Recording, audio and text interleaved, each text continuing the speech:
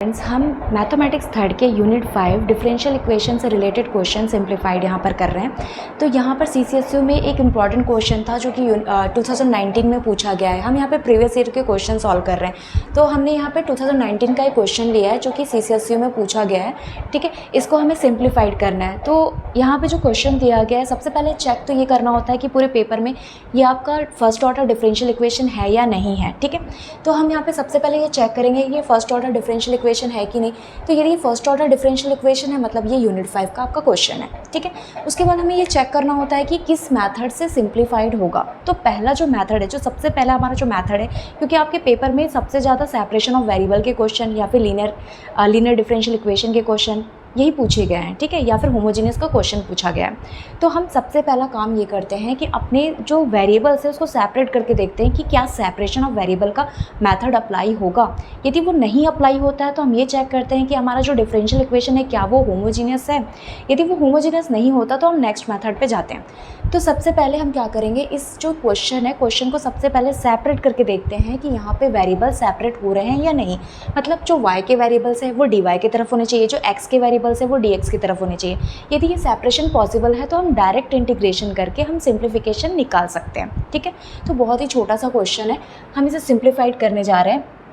यहाँ पे आपके पास डिफरेंशियल इक्वेशन गिवन है, is given that differential equation क्या आपके पास 1 + x² dy is equal to 1 + y² dx, right. अब हमें करना क्या है, हमें चेक करना है कि क्या ये सेपरेशन ऑफ वेरिएबल पॉसिबल है या नहीं है।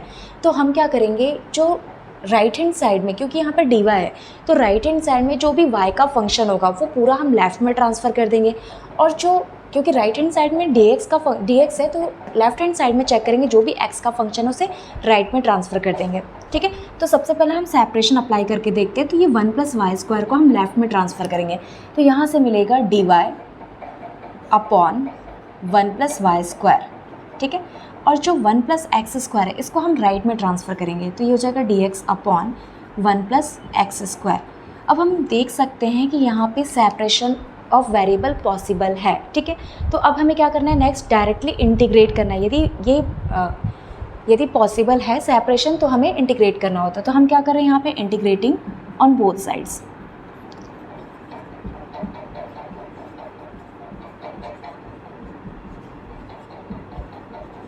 ठीक है, नाउ दोनों तरफ क्या करते हैं, इंटीग्रेशन का साइन लगा देते हैं।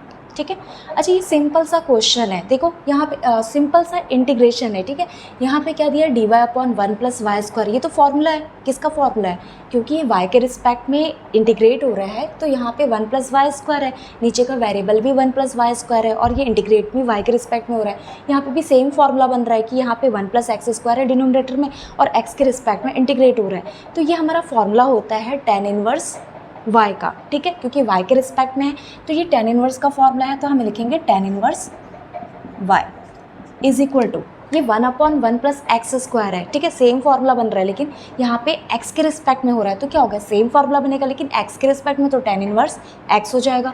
तो यहाँ से मिलेगा राइट हैंड साइड में tan इनवर्स x। अब ये इंटीग्रेशन आपका डायरेक्टली कंप्लीट हो चुका है। ठीक है, तो अब क्या करना है, जैसे इंटीग्रेशन कंप्लीट होगा आप एक कांस्टेंट ऐड कर दोगे। ठीक है, ये कंपलसरी है कि इंटीग्रेशन कंप्लीट करने के बाद एक कांस्टेंट आपको ऐड करनी है। तो ये आपका फाइनल आंसर है कि tan inverse y is equal to tan inverse x + c। यदि आप इसे और डिफरेंट वे में लिखना चाहते हो तो और सिंप्लीफाई कर सकते हैं। ठीक है, यहाँ से 10 को राइट में ट्रांसफ़र कर दें, तो हम ऐसे भी लिख सकते हैं, ऐसे भी रिप्रेजेंटेशन कर सकते हैं। 10 को राइट में ट्रांसफ़र करेंगे तो ये हो जाएगा tan इनवर्स x + c। ठीक है, तो ये भी हम इस तरीके से भी इस आंसर को रिप्रेजेंट कर सकते हैं। इस आंसर को हम ऐसे भी लिख सकते हैं, y is equal to tan inverse x + c। तो जल्दी से नोट कर लीजिए, बहुत ही छोटा सा सॉल्यूशन था। ठीक है, और इम्पॉर्टेंट भी है क्योंकि एग्ज़ाम में पूछा गया है, क्योंकि आप प्रीवियस ईयर पेपर तो देखेंगे। तो यदि आपको सिंप्लीफिकेशन चाहिए तो यहाँ से मेरे चैनल से आप यहाँ से नोट कर सकते हैं। ठीक है, थैंक यू।